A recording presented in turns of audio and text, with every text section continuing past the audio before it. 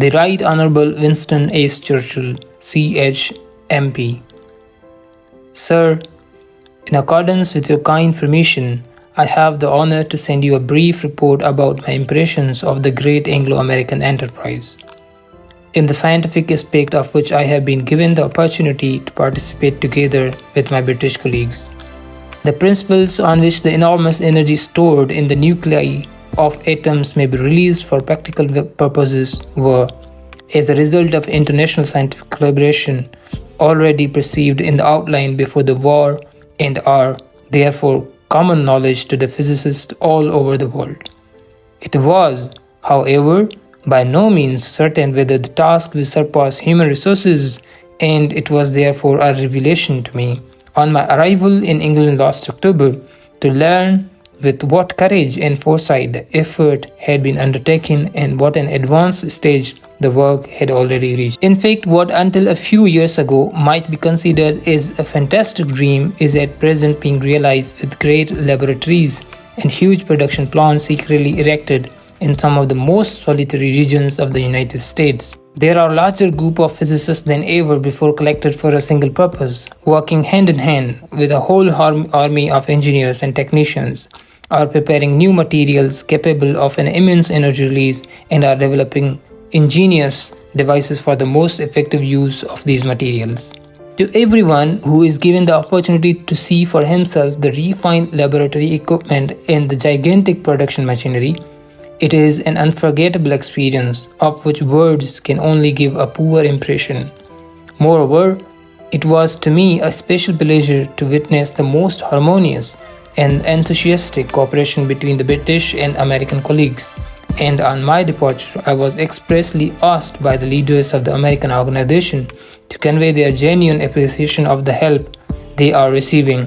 on an ever-increasing scale from their British collaborators. I will not tire you with any technical details, but one cannot help comparing the situation with what of the alchemists of the former days, groping in the dark and in their vain efforts to make gold. Today, physicists and engineers are, on the basis of a firmly established knowledge, controlling and directing violent reactions by which new materials far more precious than gold are built up, atom by atom. These processes are in fact similar to those which took place in the early stages of the development of the universe and still go on in the turbulent and flaming interior of the stars. The whole undertaking constitutes indeed a far deeper interference with the natural courses of events than anything ever before attempted, and it must be realized that the success of the endeavors has created a quite new situation as regards human resources. The revolution in industrial development which may result in coming years cannot at present be surveyed, but the fact of the immediate preponderance is that a weapon of devastating power far beyond any previous possibilities and imagination will soon become available. The lead in the efforts to master such mighty forces of nature hitherto beyond human reach, which by good fortune has been achieved by the two great free nations, entails the greatest promises for the future. The responsibility for handling the situation rests, of course, with the statesmen alone.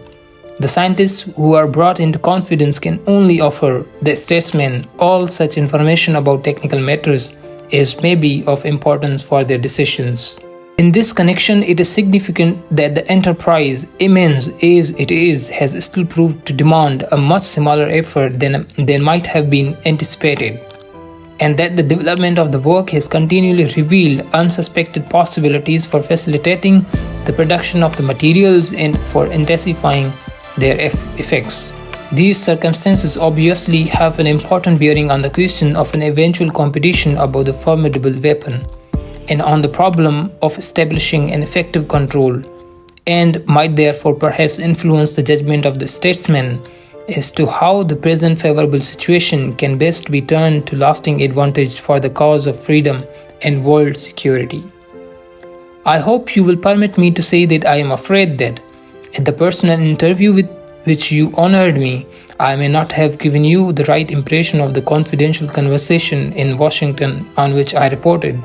It was, indeed, far from my mind to venture any comment about The way in which the great joint enterprise has been so happily arranged by the statesmen, I wish rather to give expression to the profound conviction I have made everywhere on my journey, that the hope for the future lies above all in the most brotherly relationship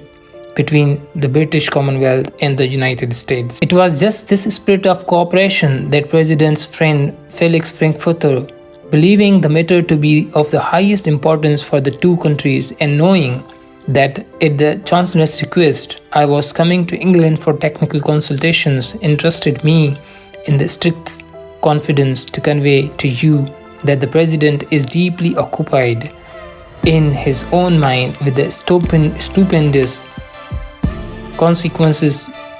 of the project, in which he sees grave dangers but also unique opportunities, and that he hopes together with you to find of handling the situation to the greatest benefit of all mankind. Most respectfully, Niels Bohr.